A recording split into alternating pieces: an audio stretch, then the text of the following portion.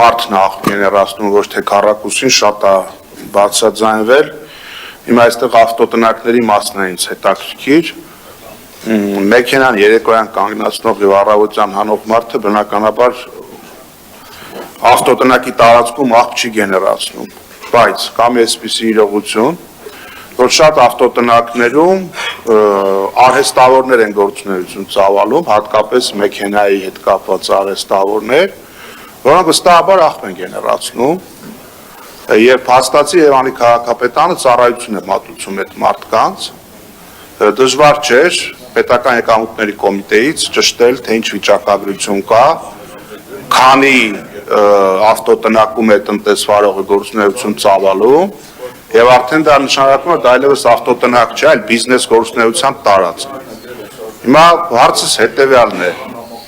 դուք ունեք տեղեկատվություն, չափումներ, ինֆորմացիա, գնահատական, եթե ունեք ինչի եք զիջել, եթե չունեք ինչի չունեք, որ ավտոտնակներում կան բիզնես գործունեություն ծավալող վարպետներ, որոնք գեներացնում են աղբ եւ բնական է, որ նրանք էլ վճարեն այդ ծառայության դիմաց, որը մատուցում է Երևանի քաղաքապետարանը։ Պարոն Սուքիասյան, տեսեք, երբ որ ավտոտնակում արդեն իրականացվում է տնտեսական գործունեություն, ինչպես ցանկացած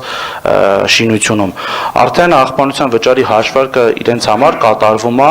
համապատասխան տնտեսական գործունեության դրույքաչափին համապատասխան, այսինքն եւ 2024 թվականի եւ դրա նախորդող ժամանակահատվածում, անկախ դրանից թե իր նպատակային նշանակությունը ավտոտնակ էր, թե ինչ էր, եթե որպես կանոն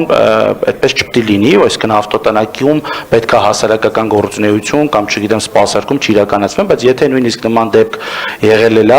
վստահաբար վարչական շրջանի աշխատակազմերը նմանատիպ դեպքերի համար իրավասու են աղբանության վճարի հաշվարկը կատարել այն դրույքաչափին համապատասխան, ինչպիսի գործունեություն իրենք իրականացվում են, այսինքն 70 դրամ դրույքաչափով, այլ ոչ 13 դրամ կամ 0-ական դրույքաչափ արտոնության պարագայում, այսինքն այս արտոնությունը տարածվելու է, եթե բնակելի նպատակային նշանակության շինությունը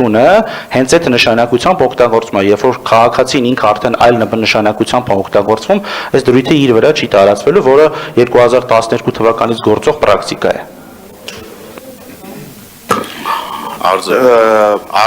Պատասխանից իմ համար ակնհայտ դարձավ, որ ստույգ վիճակագրություն գոնե այս պահին դուք չունեք, որովհետև վստահաբար կարող եք ասել, գիտեք, չգիտեմ, կա 5000, օրինակ թիվ եմ ասում, ավտոտնակ, 5000-ից 1000-ում տնտեսական գործունեություն կա եւ ասենք մոտավորապես այսքան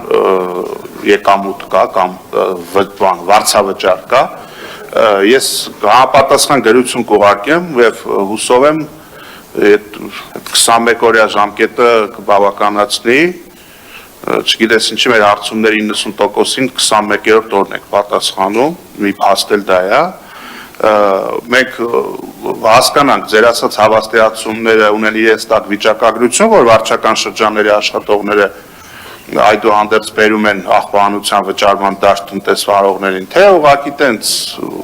թողածա հայեցողական բարձ թողի վիճակի վրա։ Ես համապատասխան գրություն կուղարկեմ, հուսամ պատշաճ թվաբանական պատասխան կտակ ինձ, թե ավտոտնակներում քանի տնտեսվարող կա եւ քանիսն է, որքան ասենք դիցուկ 24 թվականի համար աղբանության վարձ վճարել։ Շնորհակալություն։